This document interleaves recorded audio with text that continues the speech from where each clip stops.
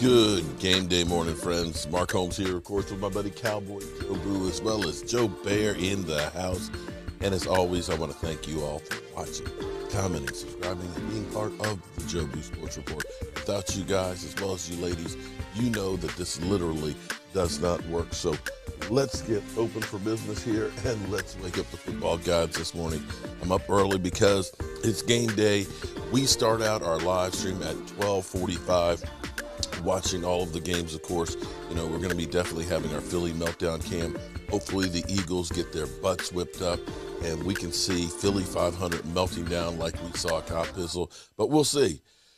For our Cowboys, we have some breaking news that, well, quite frankly, I could say it was Captain Obvious, but I've been saying this all week long, that once DeMarcus Lawrence went down, that the Cowboys basically are going to have to use Micah Parsons as a outside linebacker / defensive end, and that's exactly what they're going to be doing today because we must get pressure on Justin Herbert. There's no ifs, ands, or buts about it. We must put pressure on the quarterback. And still, even with Micah Parsons out there, with our edge rushers, we only have 9.5 sacks. And most of those, I think 6 of those are from Terrell Basham. So there's not a lot of experience that's going on, but what you do have is a lot of youth. Now, this will mean that Keanu O'Neal will, of course, be one of the linebackers, and probably Leighton Vander Esch will end up being in almost most of the packages, sprinkling in some Jalen Smith as well. I can envision, because if you really dissected last week's game, you'll see multi-purpose roles out of DeMarcus Lawrence. In fact, they were making DeMarcus Lawrence more like an outside linebacker because some plays, of course, his hands in the dirt, he's just straight rusher. Other times he's going from a 2-point stand, meaning that he's, standing up, and he's going into coverage sometimes, dropping coverage, or rushing from a 2-point stance, which is an outside linebacker role, much like you have, let's say, Lawrence Taylor.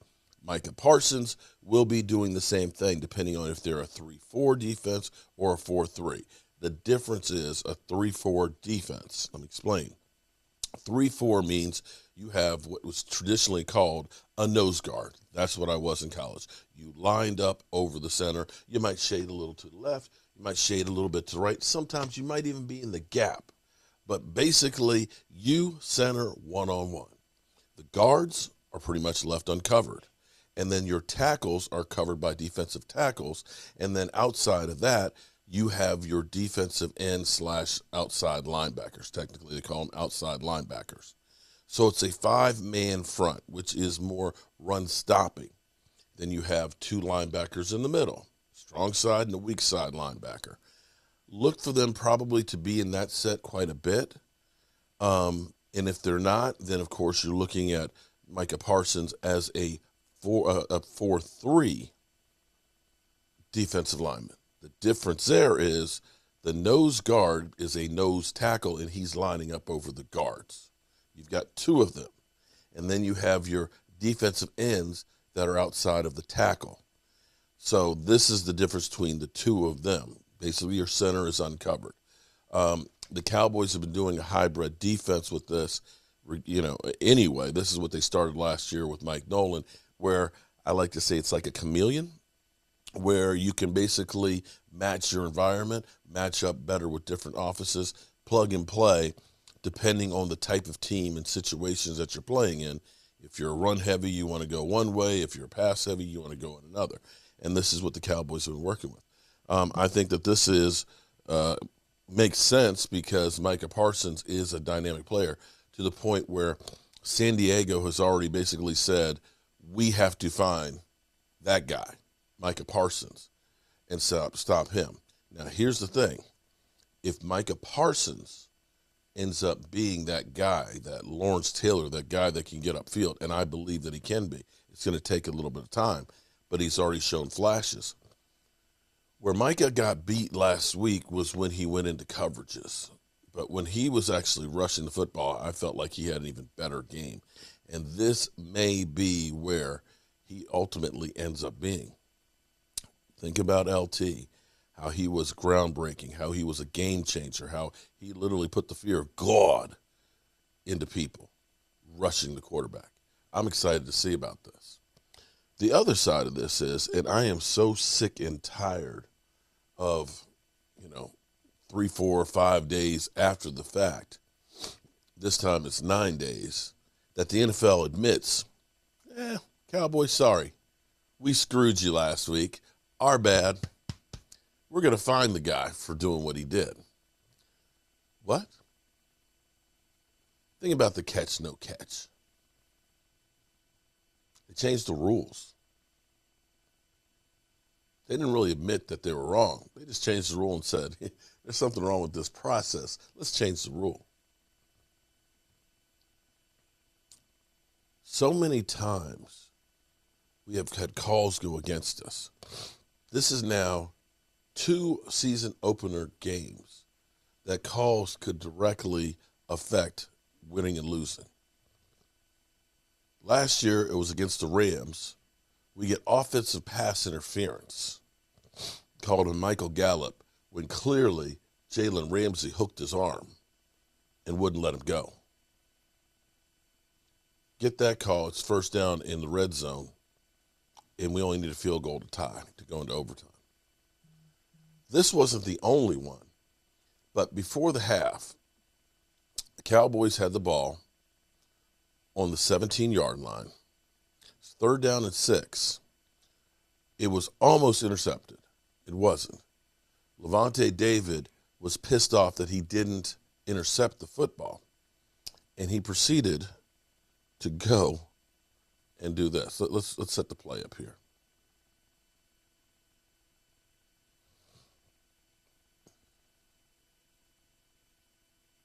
Boom. Slams his helmet down, walks around without his helmet on. That's unsportsmanlike conduct, and it wasn't called. You can't take your helmet off and slam it to the turf and not have any ramifications on it. You just can't. And that should have been a personal foul. It would have been first down on the 8-yard line with a chance to get a touchdown instead of the Cowboys get a field goal. We end up always being on the short end of sticks when it comes to calls. For some reason, we always never, ever get the calls. We should have gotten this one, and we should have gotten the offensive pass interference at the end of the game that set up the game-winning score. It's great, NFL, that you'd missed, that you screwed us, that you fined him $12,000, but here it is. We get the loss. And one loss can be the difference of winning and losing and making the playoffs. I think back to one of the years that the Giants made the Super Bowl, being a wild card team. And they were in Arizona. And the clock is running out. They're trying to hurry up and get down in field goal range, score a field goal. Eli Manning throws a pass. I can't remember who it was he threw it to. I'm sure one of you guys will remember. The guy catches the ball, goes down on the turf, leaves the football on the ground. There was nobody around him. Nobody touched him. Once you set the ball on the ground without being touched, that's a live ball. The referees missed it. They completely missed it. They go on to finish the drive, kick the field goal, and win the game. Now, it doesn't sound that big at that moment, but the thing is had they not won that game, they don't make the wild card. They don't go on to end up beating New England in the Super Bowl that was 18-0. That one call, called correctly, would have destroyed the Giants season. That one mistake. We know about the catch, no catch, how that destroyed that opportunity. We know about that call against the Rams, and now this one, as well as the non-pass interference. There's got to be more than just fining the player after the fact and admitting and saying, my bad. They got to do more than that because, jobs should be on the line when you make mistakes that literally cost a team the opportunity to go to the playoffs. Maybe if there was more than just a fine to the players, more ramifications, people would be more apt to get the calls right. So with that being said, got a lot of work to do to get set up for game day here. Got to get the cushions out, got to get everything unwrapped, get the TVs put up, get the channels selected, got to get the chicken wings ready to go. That's right, Philly.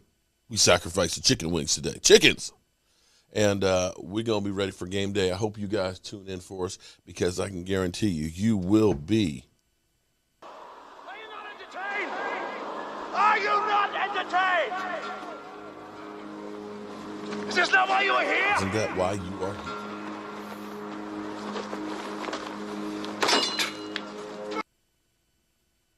And with that being said, you know how we roll. Mark Holmes here, and as always, I want to thank you all for watching, commenting, subscribing, and being part of the Joe Boo Sports Report.